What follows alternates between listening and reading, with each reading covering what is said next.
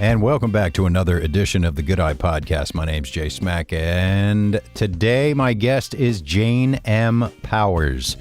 We'll get into whether that's her real... Actually, it is her real name, but has it been always? Well, listen and find out. But Jane is amazing. She's not only a purpose coach, she's a business coach. She is a really dynamic thinker, and she's one to open minds for sure. If you are a small business person, an entrepreneur, or just struggling with a purpose, she's somebody you should talk to.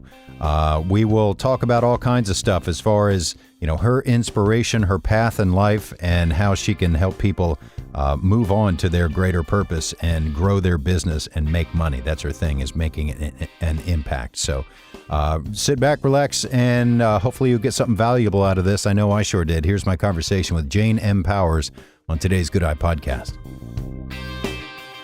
And welcome, Jane M. Powers. Excited to have you on here on the Good Eye Podcast.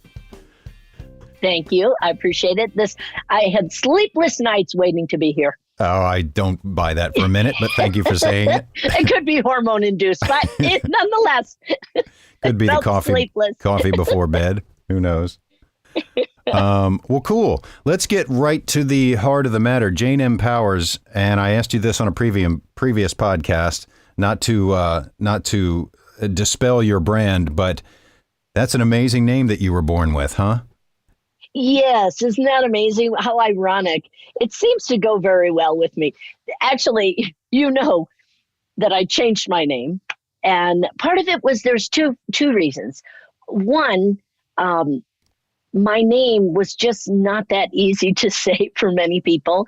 And I grew up in a complicated family, and I continued to separate myself from the family dynamics. And I felt like the best way that I could do that was to completely change my identity. Not that I was on the lam or hiding out, but it was truly just to emerge into a different me. So, it was in I don't even know if I should tell you, my God, that would age me. So 19 something, I was living in Denver, Colorado, and I was driving towards the mountains, and I was thinking, God, I really want a different, I was going to change it to Jane Doe. And I thought, no, I might manifest something really bad, a toe tag. So I was riding towards the mountains, and I thought, Jane M., because my middle name is Marie, and I didn't really like my grandmother, and that was her name. So I thought, we're just going to cut it to an M, Jane M. And I'm riding toward the mountains, and I go, oh, man, that's powerful. I'm like, oh, Jane M. Powers. And that is how my name was born. And I thought in my mind, I'm going to be somebody someday. I better have a name to go with it. I always say, be careful what you ask for, because when you change a name, as simple as changing a name, it does invite an entirely new dynamic, an entirely new you. So yes, that is Jane M. Powers is not my birth name.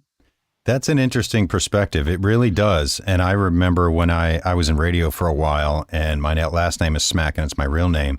And people growing up used to call me Smack. So I was like, well, that'll be my radio name. And just because it was a thing that I said it's a thing now and not just another tag that other people put on me, It felt different. Isn't that weird? It's not at all. It's, I do a lot of, prior to being a speaking and sales coach, I was a spiritual life coach. Prior to that, I was a counselor. I worked with kids. I worked in the prison, drug and alcohol. And I used to say, to stay sober, to change who you are or who you've been, you've got to step into this new body, this new earth suit. It's almost like, how you remember that movie, Cocoon? Mm-hmm. And they would get done with the day and they would unzip their earth suits, and this light being would come out. And that was a big part of it, is stepping into a new you. Who do you want to be today, so that you can eventually, the saying is fake it till you make it. It's such a great saying, because a lot of us are running on autopilot, And we're just we're recreating yesterday, today. And when you step into this new intention, you step into a new you, a new earth suit, you are literally changing the dynamic of you and your future. So I stepped into this Jane M. Powers many, many years ago, and it wasn't all that comfortable. I thought, well, I'm not enough to have this name. I'm not enough to have. So I think it makes a difference how we craft our mind that is the result, then becomes the result of our day. Man, those are our life. Yeah, those are really great points, and it's a great notion to really launch the conversation about. And you talk about stepping into your new you and the light suit and all that. And your book is called Speak with Confidence, Sell with Authority, on social media. Yes. At Jane, the letter M, Powers, global speaker, best-selling author, sales expert, monetizer. Monetizer is kind of a generic term, but that's what you do. And I think some people who are not entrepreneurs or maybe are hesitant to go out on a venture of their own, or whether it's a partnership or whatever, they think that they're going to, and I'm not speaking for them or knocking them, I'm just saying often it is a mindset. And they think that if they work hard enough and put these things in place, that stuff will happen for them, as opposed to them stepping into their new reality and really owning it. So why don't we start, after all that said, with telling people what you do, what your background is, and why you think there are life coaches and business coaches are being met with so much more acceptance now, why people are seeking them out. It's not a new phenomenon. You got your Dale Carnegie's and your Tony Robbins and people like that who've been around forever, but it's really popular now. Why do you think that is, and what part do you play in that? So I created and invented the coaching industry. I'm just kidding. I would love to say that we all have, right? We're all like, oh my God, I have this. So my cornerstone of my industry, what I do is, as you said, I'm a speaking and sales expert. And my claim to fame is my intromercial. The intromercial is ditch your old-fashioned elevator pitch, because anybody who is in corporate America, and I do a lot of corporate trainings, anyone in corporate America or entrepreneurship must open doors. And my intromercial is what opens doors. So what I tell individuals is organizations, entrepreneurs, hire me to speak with confidence and sell with authority, because most are not articulating their message clearly enough and leaving opportunities empty-handed. So I help them connect, capture, and close their ideal audience. Bottom line, you must unleash your unfair sales advantage. What does that mean? What that means is I take individuals from idea to profit, from idea to message. Once they have a message, in that messaging is where the magic happens, because people actually listen. You're actually positioning yourself as the expert. You're positioning your audience so they go, oh my God, she knows exactly who I am. She knows my pain. She knows what I need. And then the solution is the speaking and sales training. So that is what I do. The way that I fit into this industry is I have a friend who does upstream, downstream. It basically says, who can you connect with that will allow you to expand your business. What I do is help people, whether it is knocking on doors or speaking from stage, I help them articulate their message to make the sale easy. Why do I think the industry is so popular? Because many are looking to act on their dreams. When I say act, they want something to come from their dreams. What they see is someone leading by example. I can tell individuals, I have created 3 multi-million-dollar businesses, and people look at me and they go, I want to be just like you. When I was a counselor and I was working with kids, I grew up in I told you, the most grossly inconvenient family on the planet. I didn't smoke. I didn't do drugs. I never was hospitalized. I was never suicidal. I was never on meds. Any of that. And kids would say to me, I want to grow up to be just like you. And inside I'm thinking, oh, kid, raise the bar, like honestly. But a lot of it is we want someone to model after. We want someone to say, did you run into a wall? And you're like, oh my God, face first 10 times. And then what they want to do is be able to learn from either our mistakes or our successes. So I believe it is, we seek the answer in others because we can't find it in ourselves. And the work that I do is I crack open who you are, what your abilities are. I put them into a simple system that all I have to do is give it back to the individual I work with, because you've already got everything you need. You just can't see it. What's the saying? It's easier to see the picture when you're not in the frame.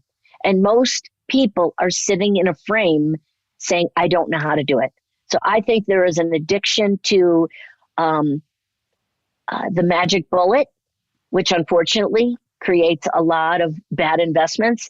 But I think the bigger picture is you need a bigger brain than yours. You need bigger eyes than you have to be able to create your whatever you're looking to do, whether it's a business, a book, a podcast, no matter what it is. And it's often tough to come to terms with that. We don't want to admit that we need help, although we secretly want it.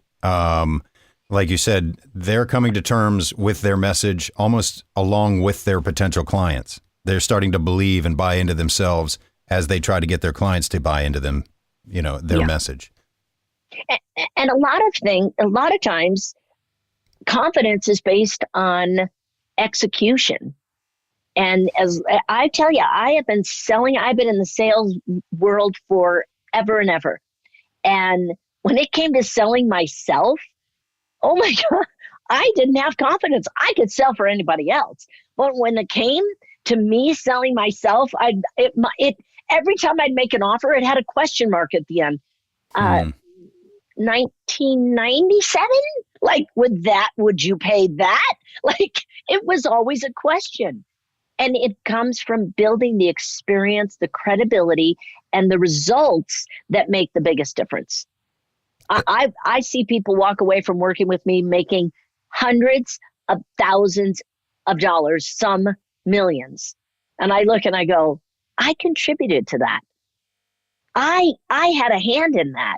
That is what allows you to be able to stand tall, to be able to stand strong in not only your name, but in what you're offering. That question mark at the end of the pitch, is that what you think contributes a lot to, as you say, most entrepreneurs being boring, confusing, and inconsistent? Just not knowing exactly where they are? Yes, because what most people do is they don't want to miss out on a percentage of the clients. So they try to be a jack of all trades. They don't want to narrow. See, people say get rich in a niche. I totally agree with that. But if you're working with everyone and anyone, and you're going to narrow 90% of your target market, your brain will explode. You will not be able to do it. But if you reduce just 20% and you select one segment of the population, your mind is able to wrap itself around that a little bit easier. You're able to then be able to articulate more clearly, I know your problem.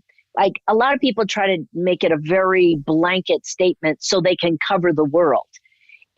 Go to the best part of the lake that you're fishing where you know the fish are going to be biting.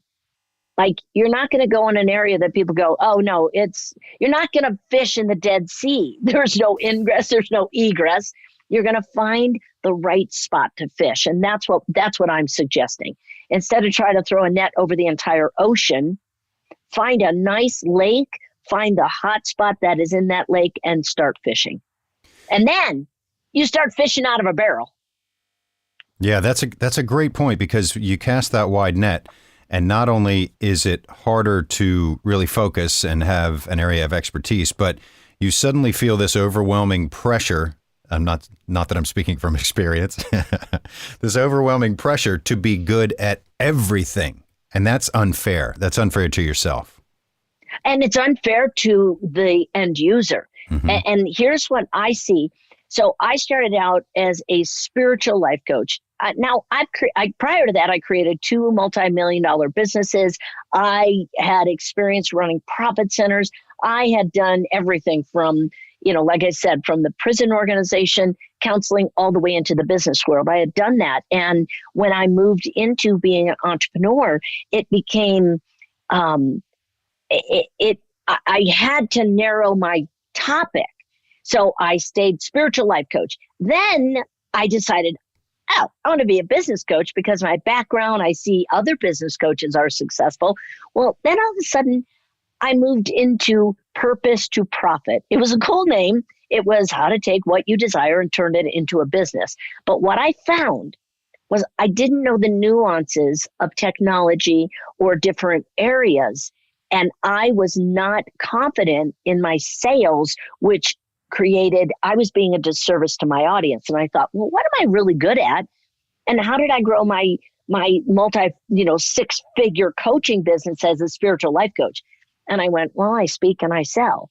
And I'm really good at speaking and selling. That's where I narrowed into that. Now I've had more experience. I have that 7-figure business that forces you, and I'm not bragging. All I'm saying is all I needed was a message and ability to sell to create a 7-figure business. I didn't need all the technology, but what happened is I became really good at all that because I was forced to manage teams to do that. Then you become more of a generalist. So it almost works itself full circle. Go narrow. When you start to grow, all of a sudden you can branch out into more general scaling practices. But yeah, when you're out there, I hear people, they're like, I'm a healer, a sales coach, and a blogger, and all of a sudden I'm like, what do you have your focus on? Like, what do you do well? How can you help me if you're doing all these other things? Yeah. Do you see certain industries, and I guess I'm thinking more of individuals who come to you rather than corporate coaching, or it could fall under this umbrella as well. Do you see certain industries more than others? Are there any that stand out to you who come to you for help? I have been typecasted a bit more in the entrepreneurship world. So I have more of my corporate clients are presentation skills and definitely sales skills. Like I have found the majority of my clients are individuals that say, you know what, I did the corporate gig. I am starting a business, or I have a 7-figure business and I want to close more sales. Our friend Ep47. Ep47, oh my God, I will not drop the F-bomb because I am a professional speaker. That man will drop the F-bomb. He called me one time, and if my phone call with him was beeped out every F-bomb, I would have, hi, Jane, and the rest was a bunch of beeps. And he was saying, I F up my talk. I cannot close. I'm closing $5,000 from stage. Now, most people would say, $5,000, I'll take it. Now, here's the key. When you're making $5,000 from stage, but you paid $15,000 to be on that stage, $5,000 is painful, plus your travel. So he called me, going on and on. I F up my talk, F. And I said, okay, I will sit down, do a VIP day with you. We sat down. All I basically do is interview him. I ghostwrite, interview, here's his talk. He went out and it was probably a week and a half later, delivered the talk, same amount of time, same offer, but in my words and how I craft that. And he closed $128,000. Now, when I sit back and I see that happening, I go, you know what? I got something here. Doesn't matter if he's he had been a 7-figure, coach. I have people that come to me with an idea. I take the idea, I craft it into something you can sell. Most people can't do that. And I don't get it. Why aren't people coming to me? And a lot of people do one-on-one coaching, which is great. That's a great starting point. I'm about leveraging your time, your money, and your passion. You mentioned that you sort of specialize in entrepreneurs, and I knew that. But do you see certain personality types more than others? And if so, why do you think that is? Why do you think certain personality types tend to seek you out? Okay, so this year, I feel like we have, it's so funny. I have created my core communication program, which you have not been to that, where you're coming to that training. I'm excited about that. But on December 10th, I love this training. So core communication is basically, I have ripped off, now I hope nobody comes after me, but I've ripped off I'm a equal opportunity rip-off artist. I ripped off every personality profile, crammed it into the science of Jane, and came up with our core communication. And it basically talks about different personalities. I happen to be what we call divergent. Remember the movie Divergent? Mm-hmm. It was like, oh my God, they're all the factions. We have all the factions. And what I find, I get a few different individuals. In our people that are very action, they want to be in action. They're moving, they're going all over the place. They lack focus. That is a good portion of my clients. The other percentage of my clients are the individuals that they want strategies. They want to put everything, they're getting ready to get ready. They're putting a bow on it. Now they're rewrapping it, and they are not taking enough action. People are attracted to me because I have systems while I'm going 832,000 miles an hour. What ends up happening with individuals is they think too much. They marinate way too much. This is the worst thing, I think, and I know people will attack me for this. I hate market research. Put out what you believe in and put it out there the best that you possibly can and sell it. Tweak it as you go and grow. But market research says, I'm not really sure of myself. I'm going to test to see if people will pay for this. I'm going to test if they like it, and I hope it goes. I don't like market research. Do your best. Put it out there with quality, with conviction, and it will sell. It will convert. I'll give you an example. I was doing a live event, and we did a mastermind during the lunch hour, and a gal was, her program was for troubled teens. And there was a number of people in the room, and she asked the question, how much would you pay for me to coach you monthly with your team? And was talking about the different, pain points. And one woman raised her hand and she said, I pay you $50 a month. Another one raised their hand and said, I'd pay you $1,000 to $2,000 a month. I said to the $50, I said, do you have a teenager at home? She said, no. I said, well, that's the worst market research on the planet. Now, you do target the right audience, but at the same time, people that buy on price tag, they're not your ideal client. People that buy on solution, that's your ideal client. So how do you know when you're doing market research? You don't know who you're getting, a ticket shopper or a solutions shopper. It's very important that when you create what you desire to deliver, you sell it with all the benefits and solutions that your ideal client will absolutely, without a doubt, be purchasing what you have, investing in themselves. And it sounds like the solutions shopper is way more serious about solving their problem. I mean, which is inherent, it sounds redundant, but the price shopper almost seems like they're doing it to go through the motions of maybe one day this will be solved, but I don't want to spend too much money. So perhaps they're not too serious about actually getting it solved.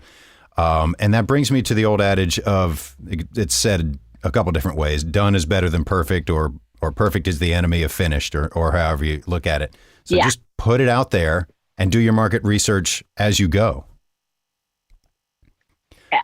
It's it's evaluate as you're delivering.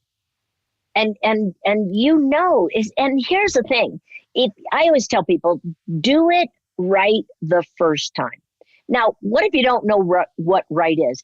Do it the best way you possibly can the first time if you don't have a bigger brain than your own to do it.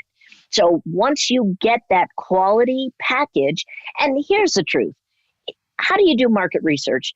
You interview other coaches, or what I used to do, I would get on sales calls with other coaches to find out what the heck they're offering. And I'm like, oh, I like that. I could offer that. And then I create my own program from that. So we know what's out there. We know what others are doing. Now don't be a hack. Don't be stealing other things. Put what you uniquely do into your program. That's all you have to do. And then, yes, and people be like, well, it's a beta program. Oh my God, beta basically says, I am going to treat you like a guinea pig and I hope you get results. I think that's backwards. I think what we need to say is, you know what, I put together the best program. Here are the benefits because I know your problem. Once I know your problem, I can solve for that. And I specialize because my background has given me this experience, sales, speaking, whatever it is. So there's different individuals. So the price shopper isn't always looking, there are your freebies to 97 bucks. That's like all that's it. And you get them. Now, you do need those people in your community because they become your raving fans. They become the ones that say, oh my God, I did all this. I followed her for years. Some price shoppers just need proof. That's it. They'll ask a lot of questions. They'll ask for a lot of details. Those are the individuals that, once you wrap strategy around what they've got, they are in. But the key is to find out what the motivation is. If all they want is something for cheap, that's not my ideal client. I am willing to roll the dice on myself to get results, to be able to make that. And trust me, I have spent, I think my first couple of years of coaching, I think I spent about $250,000 on coaches. Some good, some not so good. Did I learn a lesson? Yeah, I didn't know the questions to ask. What I was looking for was someone to validate what I couldn't validate for myself. And sometimes, quite frankly, that's a good investment. Because if it moves you into where you need to go, excellent. If some of it, like that was a lot of times what I invested in was somebody else's confidence in me. And is it a wrong investment? I don't think so. Because if in absence of putting some skin in the game, I wasn't going to move. Mm-hmm. Yeah. And sometimes those, as you mentioned, those price shoppers are solutions shoppers in price shoppers clothing. Yes. Yeah, absolutely. You've got to find, because, as a sales trainer, I always look at overcoming objections. Objections are just excuses. They're excuses to cover up either a fear, inadequacy, a worthiness issue, or truly a money issue. But you've got to find out, is it a money issue or is it a you issue? Mm-hmm. And I say to people, point blank, it's a good reason, but is it the real reason? Because if we're going to work together, I need to know the real reason so that we can truly get to the heart of why you are not capitalizing on your gifts. You touched on it briefly at the very beginning in your background. You did some work in the corrections system. What lessons or experience or insights did you bring forward from that experience into what you're doing now? Oh, so many. It's interesting. I think the greatest lesson that I learned about myself was, and that was right out of college. I remember going in and this woman, she was a real hard woman. And we were talking and she wasn't, I'm sure, she was probably 30 at the time. It felt like ancient because I was just out of college. And I was sitting there and she goes, you do not want to continue your career in corrections. And I said, why? She said, I used to be a really nice person. I don't trust. And she was so hardened and so negative. And I sat there and I thought, you know what, that she gave me a great gift because I have the gift of seeing the truth in people. I have the gift of seeing what they're capable of the good, of what I can really take and just make it evolve that into something. And I know when I was working in the prison, I had such hope. I had such hope for these guys. I was just like, no, you can change. Like, because I could feel, but victim of circumstance. They were constantly running up against old programming, old patterns of this is how they were raised. This is how the environment is. So I think the greatest lesson I learned was there are individuals that you can give a hand up and you can carry them on your shoulders for a time, and then they begin to learn to walk and do their thing. And then there's others that will argue for lack or argue for restriction. And I found that to be true in the prison system. And the ones that were willing to change, there was no way they could do that until they got out of those walls. There was no way, because if you left yourself vulnerable, you'd be a victim to something. I'll give you a good example. So I don't know if I told you about Daryl. So I call him my son. I unofficially adopted him out of the projects in Phoenix 16 years ago. So he's 26 now, and his brother is 27. And I offered both of them when they were young to have the opportunity. I would mentor them. And the older brother basically resisted the opportunity for more. And he has now been in prison 5 times now, where Daryl welcomed the opportunity for a mentor to say, take these 3 steps, take a right, and then jump. And he would do that. And to this day, he is, studying to be a cop. He's got, there's just his dreams, his aspirations, but you have 2 individuals, same background, same dysfunction, same disadvantage. And one is saying, I am inspired to change. And the other that's saying, I'm resistant to change. And that's no different than our world of coaching. I can come up against individuals that say, tell me exactly what to do and I will go do it. And then you have the ones that say, tell me what to do. Yeah, I'm going to argue with you. Well, those aren't the ones that are going to jump the needle unless at some point they're willing to say, you know what, I'm going to surrender to my need to know or be right and allow for greater expansion. How much of that argumentative,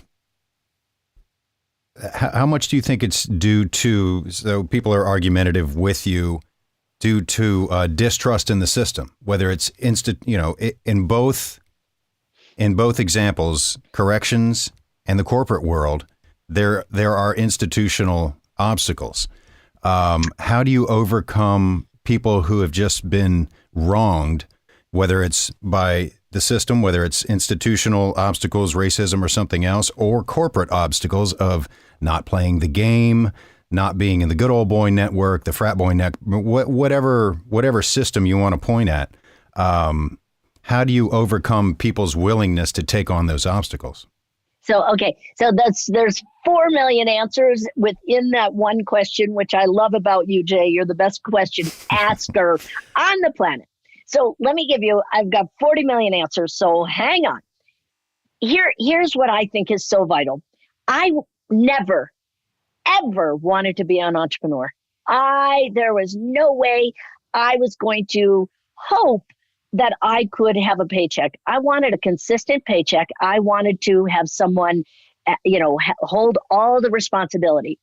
Unfortunately, I had a habit of working myself out of jobs, AKA getting terminated or quitting prior to a termination.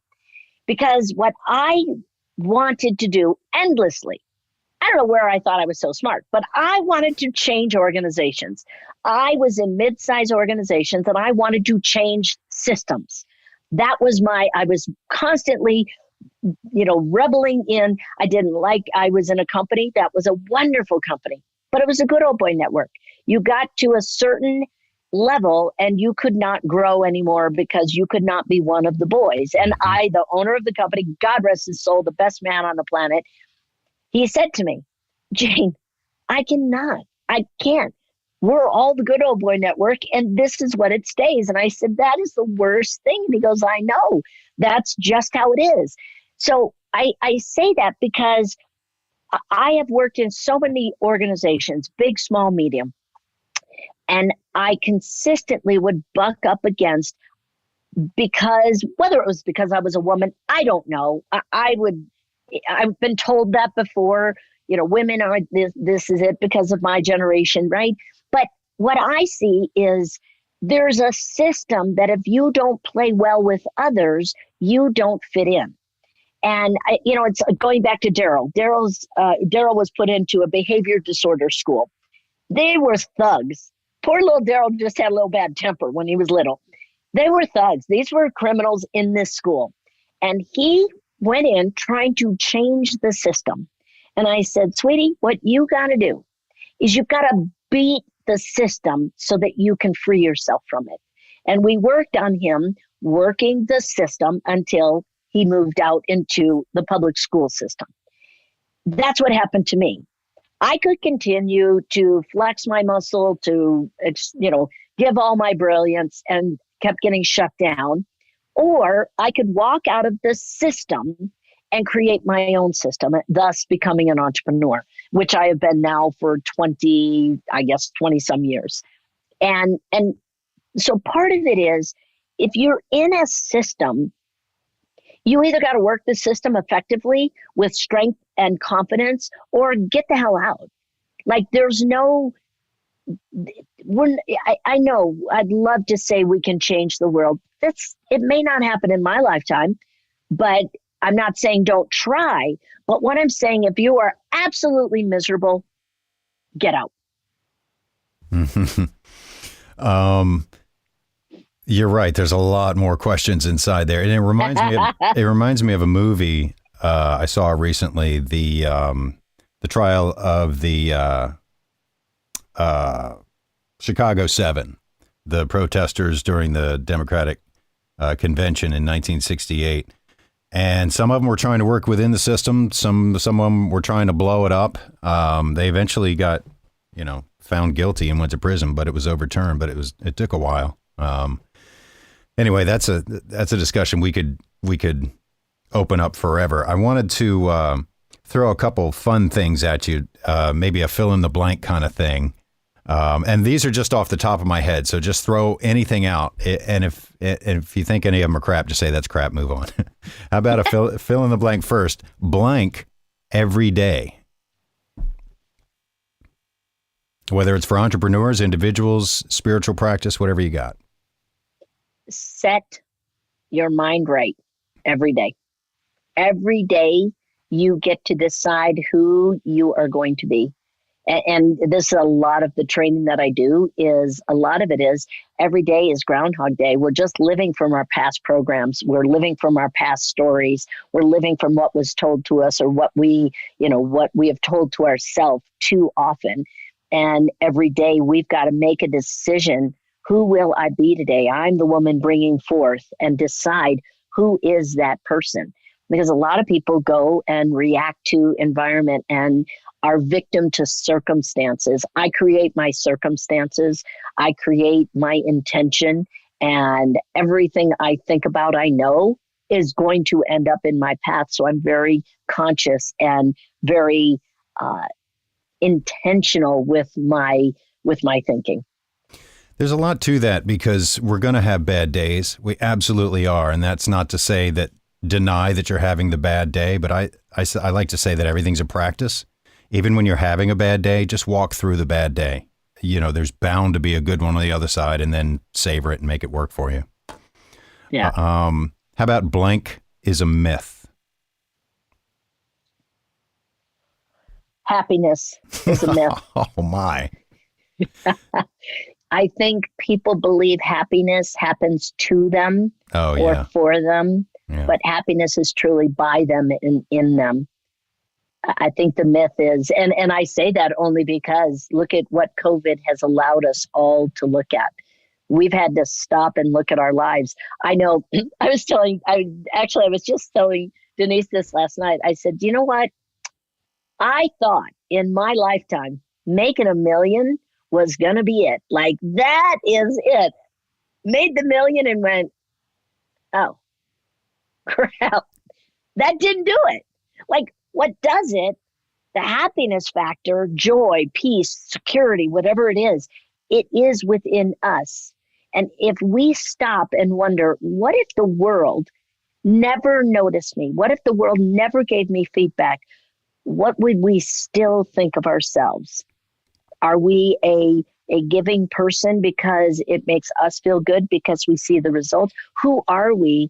And what is it that we look for validation outside ourselves? And I think happiness is that it's everybody said it's an inside job.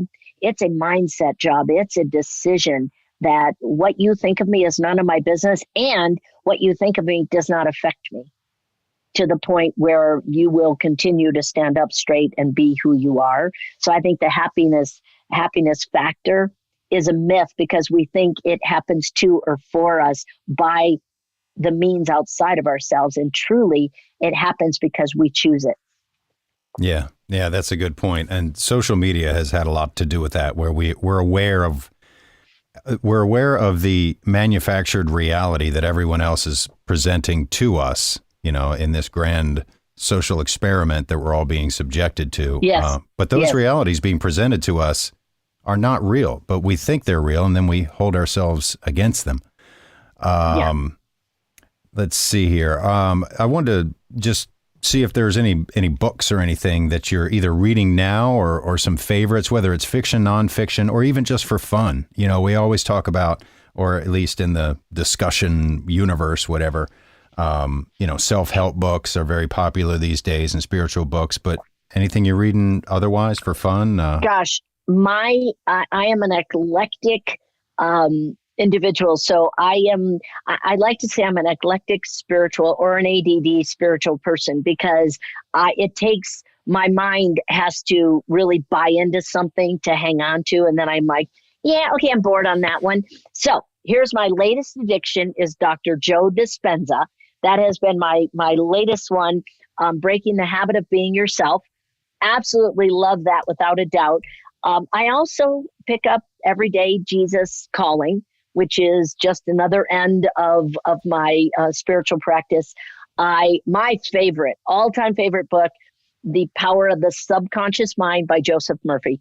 That is my all-time favorite. And everybody always, we know Wallace Waddles and all the, those are just quick reads, but that's my latest and greatest addiction is Joe Dispenza.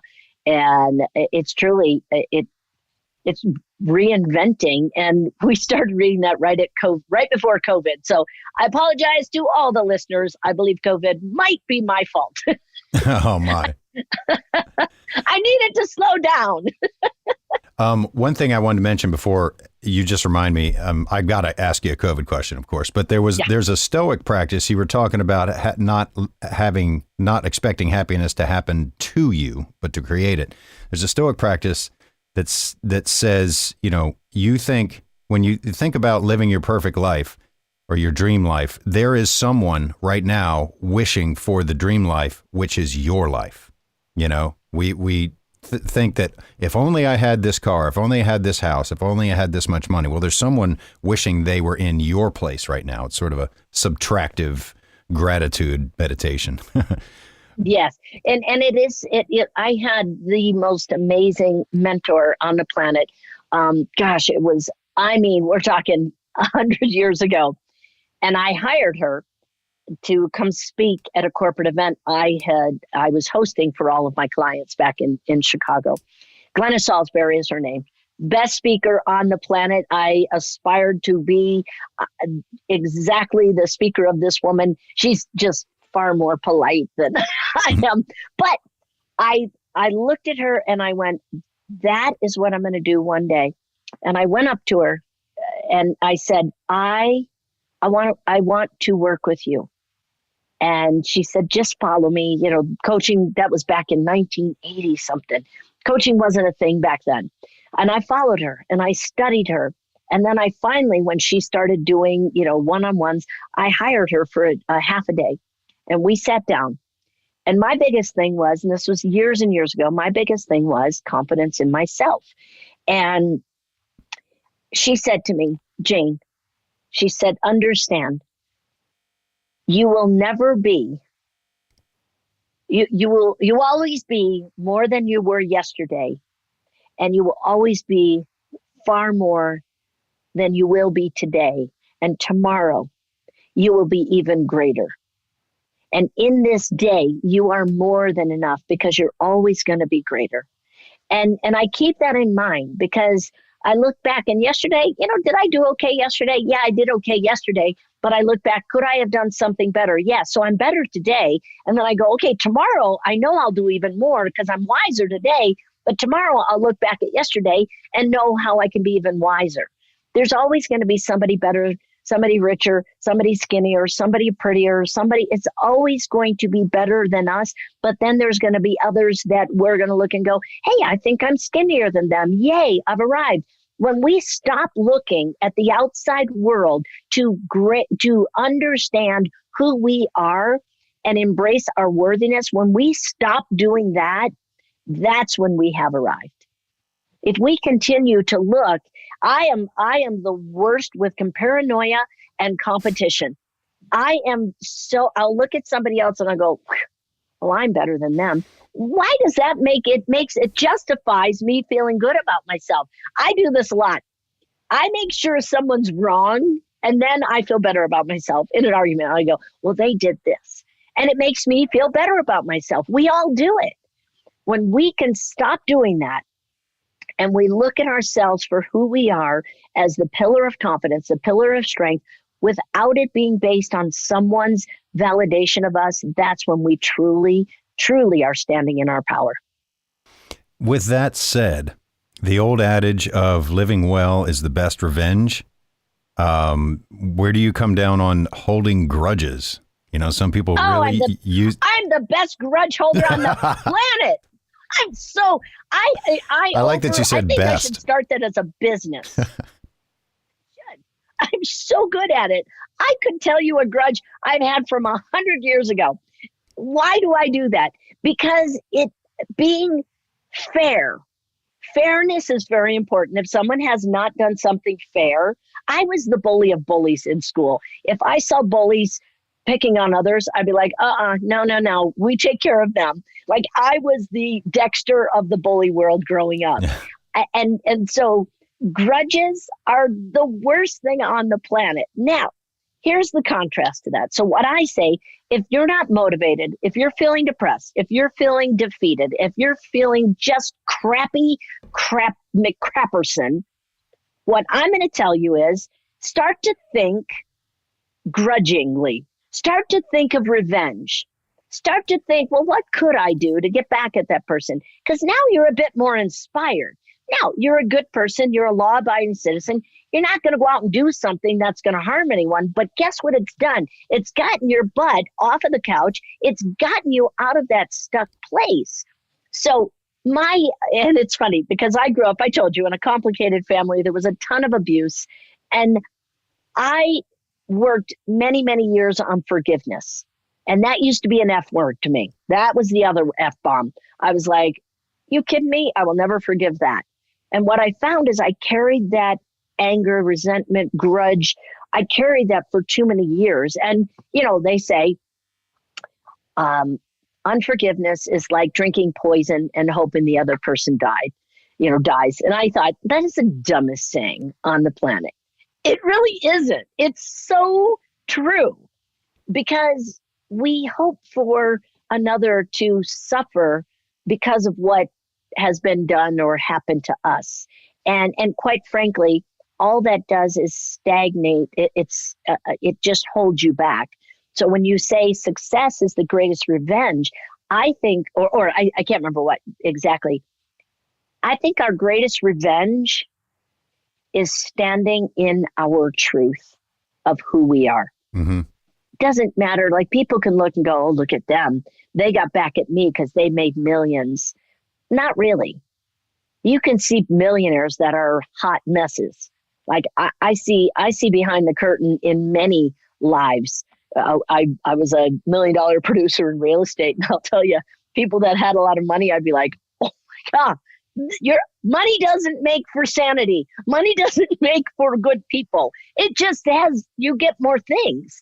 So I look and I think, you know what? Forgiveness is one of the greatest tools that will open you up to greater success. Mm-hmm. Yep. And forgiveness is one of those things like compassion. If you can attain it, if you can put it into practice, that gives you a quiet confidence. And that's what freaks people out. They're like, what does that person know that I don't know? And I should be threatened by that.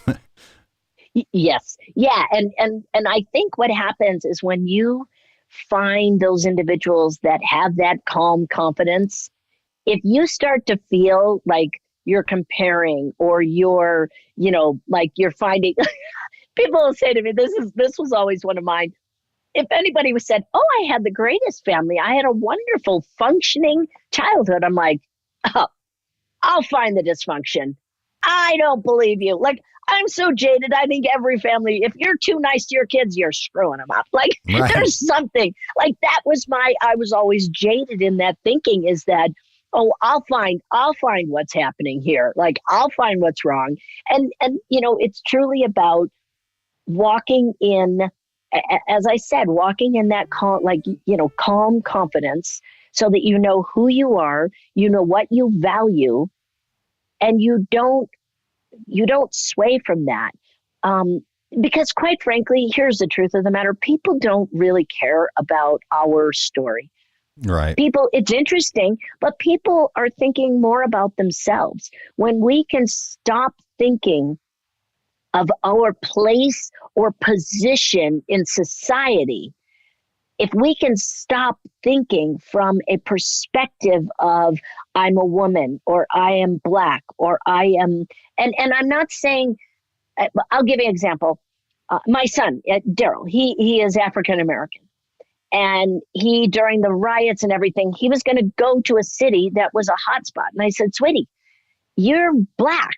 And he laughed and he goes, oh, yeah, I guess you're right. It's like people don't see color, but I see color because we can't not see color. Mm-hmm. But if we walk in the world in a position of strength, and I can't speak from any other, I can speak from my diverse lifestyle of who I am and I look and I walk in the world with a sense of believing in myself, the world will mirror your reflection of what you think of you. If you think crappy of you, the world somehow knows it and treats you crappily. Is that a word? Smells weakness. But yeah. It's walking in the world of your truth. And again, I don't want to go political. I don't want to go racism, but everyone sees from a filter of their programming, of their upbringing. A great example, my sister, one of my sisters, has a big issue with individuals that are overweight. I mean, outright discrimination. And it is appalling. But she's got fat issues. So what she sees in the outside world is a reflection of her inside world. What you notice is what you need to heal. Oh my God, I was at an event, Unstoppable Foundation. It was a gala. And I said it was at the Wilshire Hotel. Apparently it's the Wilshire. But I was like, at Beverly Hills. And I had probably, because I don't wear dresses, thank you very much, my $20 Ross dress. And I went to this gala. And I looked okay. Nobody knew it was my $20 dress. And I walked in. Women, oh my God, tall, model-esque, beautiful dresses. I mean, amazing. And I am just flabbergasted because I grew up a little tomboy. My sister would say to me, how are we going to get these arms, these muscles to look like girls? Like she was constantly, I was fat, dumb, and stupid. I was too athletic. I was too something. So I had this dream to be these model-esque women. I'm sorry. There was just no part of me that could pull it off. But I felt less than because I wasn't these tall, model-esque women. So these people are awake at these events. And I am, oh my God, I'd say to these women, my God, you're gorgeous. I mean, look at you. You are model. You are, and three of them, separate occasions, said, what you see in me is what lives in you. And of course, I said, not only are you beautiful, but you are brilliant.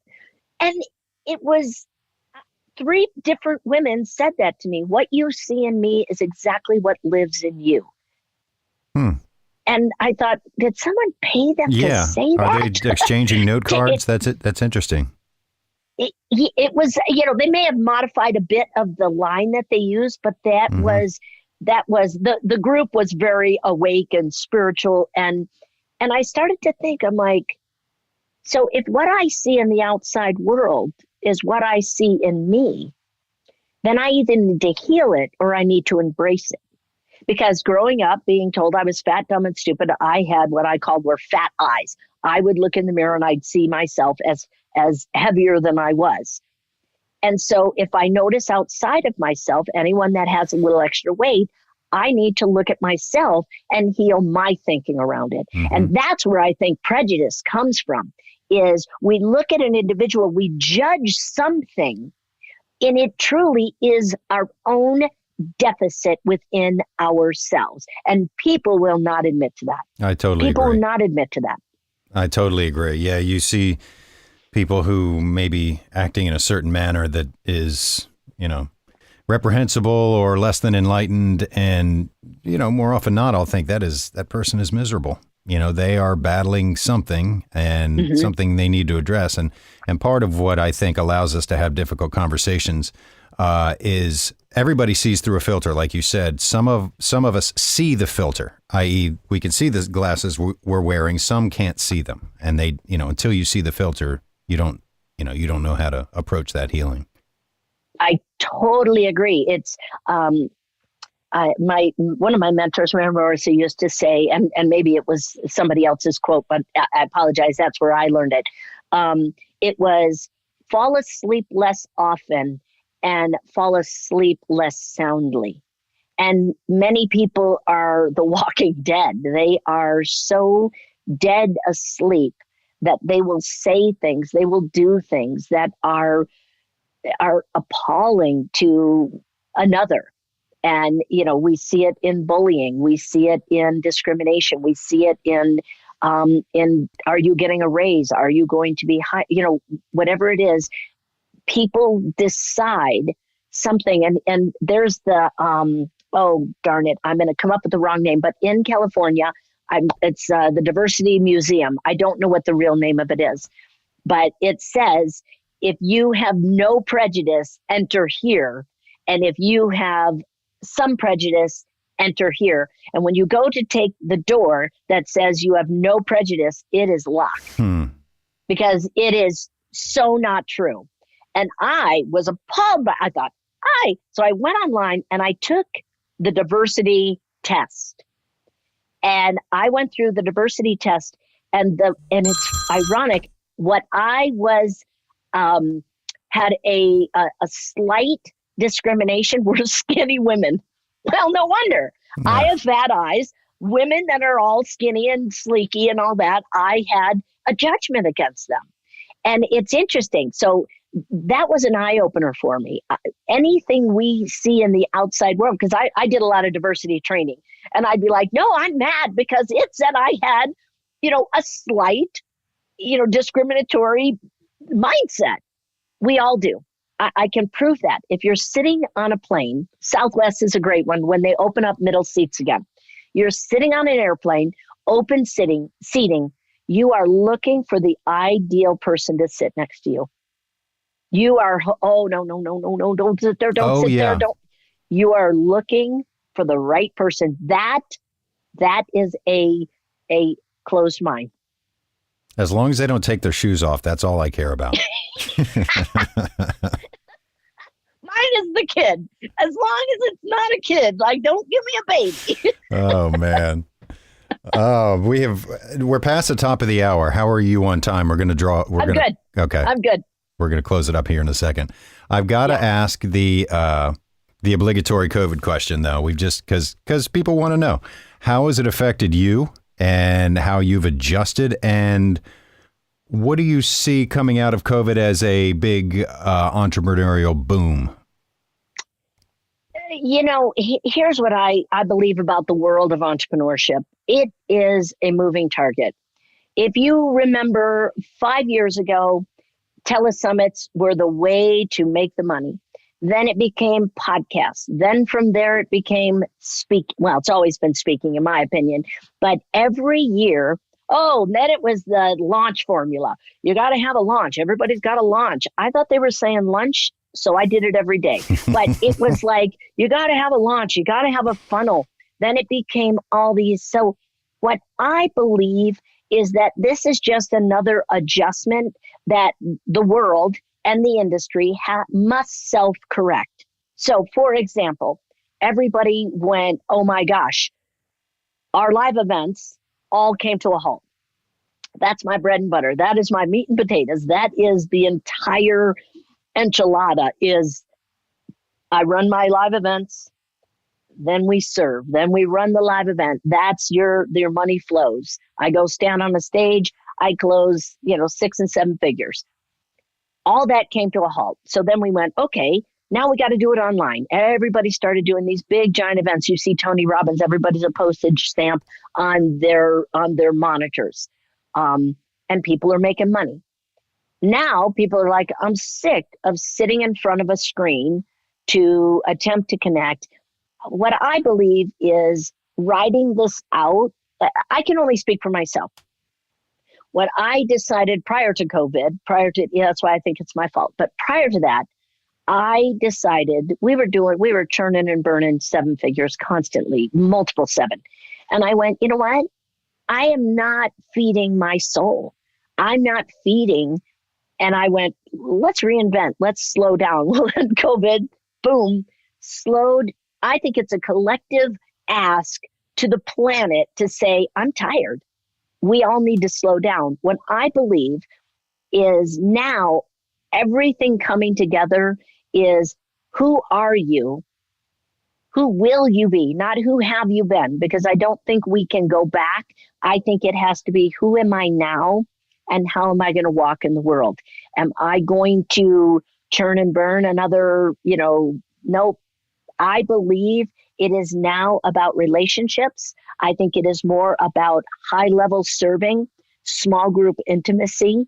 That's how we're changing. Our business used to be live events, 100, 150 people in the room, close $800,000.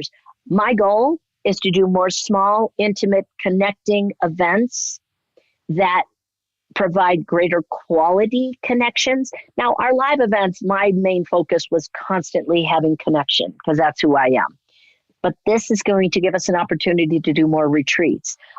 We're going to evolve more into communication around sales and everything you're doing. So I think the industry has got to stop looking at who can I sell and rather look at who can I connect to, because it's a very greedy, I'm sorry. I think it can be a bit of a greedy industry. It's more about, you're only charging that, quadruple your price. Why am I going to quadruple my price when I haven't quadrupled the value? Yeah. Like, I think the perspective, and I believe the buyer is wiser and is seeking deeper connections with greater results. And that is going to be demanded of anyone out there still that survives the coaching industry. Yeah. And I don't know your industry necessarily, but I think people are craving, having been locked down for so long, they've gotten to work on themselves a bit.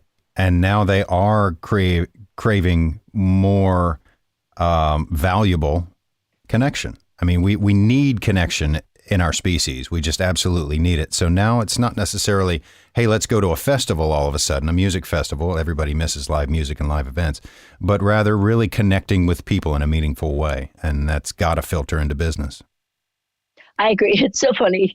You're the perpetual optimist, like, and people have worked on themselves. I know a lot of people that have drank more That's during true. this time than they have in history. I think it's a little of both. I think it's a yes and or a one or the other. And I think that's a lot. You see the level of anger, the level of hostility. I mean, I do my best to stay off Facebook because of the volatility of the communication on there. And I think, here's this is a good time. We were on the beach of Cancun. This, just came from Cancun. And I said, do you think, there's two questions I always ask. Well, one question and now the second. The first question is, do you feel or believe more money brings out the real you, or do you believe the more money brings out a morphed you? And I believe the more money you make, it brings out more of who you are. It brings out the real you. The next question I asked was, did COVID bring out the real you or morph into a different you? Like the pressure, it's almost like, what's that? Is it sand? Oh my God, I don't remember. Whatever, you could put something on huge under great pressure and it becomes a diamond. Yeah, sand. So what do you become? Because COVID is some of the greatest pressure that we have ever seen. And I've been through, we all went through the crash in 2008. This has been far greater pressure with the, political climate, with the Black Lives Matter, with, everybody forgets Kobe Bryant. I mean, yeah. Kobe, during this time, all the different deaths and everything. This has been the greatest pressure. Do we crush and collapse under pressure, or are we able to have that homeostasis to be able to outlast the pressure and become that diamond? And that's my goal. I want to be the greatest gem coming out of this, because the pressure has been great on so many levels from so many, like we thought COVID, then all of a sudden we're like politics, crap, that's another angle. Then we had the riots, we had there was so much going on. There, you thought, I don't care about politics. Well, you may care over here. Now we've got pressure. It's a buffet of pressure for everyone. And the pressure, I ask the question, how will you come out of COVID? I hope never will you. I hope you don't come out the same as we went into COVID. Yeah. And you could have been a great person going into it. Let's pop you out the other end, an even better person. Yeah, absolutely. I think it's impossible to remain completely unchanged, even if you're just trying to maintain. Just dealing with it is going to change you in some way. And that, I guess that's what I was getting at when I was saying some people took advantage of it and really worked on themselves, because I think if you didn't, your head blow off, Yeah. Or you blow somebody else's off. I mean, you become angry and you act out. And we saw a lot of that. We saw a lot of that in I don't care if it was just Facebook or in the world. There's so much we get to navigate. And it's interesting going, to Cancun, going down to Mexico. It's like, oh, I didn't escape it. Everyone's wearing masks. We're all social distancing. It didn't, the entire world it's an even playing field. And are you going to hit a home run, or are you, it's an even playing field. We get to choose what we want to do. And for me, I will not come out of COVID the way that I went into COVID. I won't. And I know I look in the mirror today and I'm like, I don't even recognize myself. And that's my goal. My goal is to completely be unrecognizable to the average eye.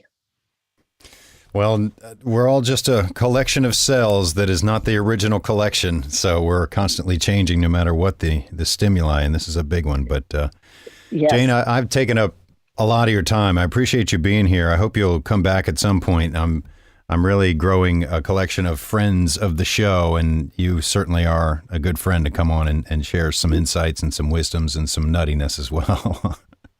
Is stalking a law in your area?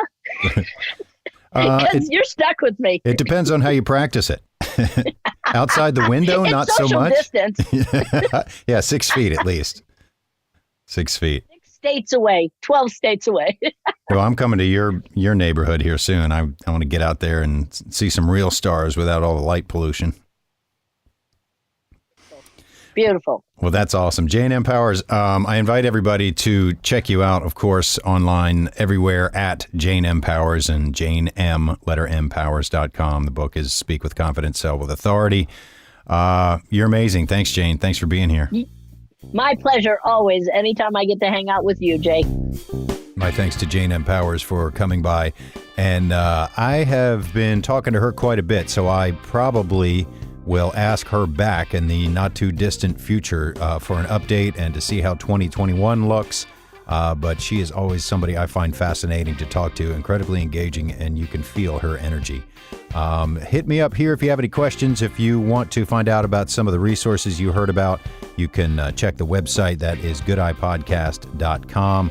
Go directly to Jane's website, JaneMPowers.com, and always feel free to provide feedback to me directly at j@jsmack.com or goodeyepodcast@gmail.com. Thanks very much. Until next time, please try to look at life with your good eye.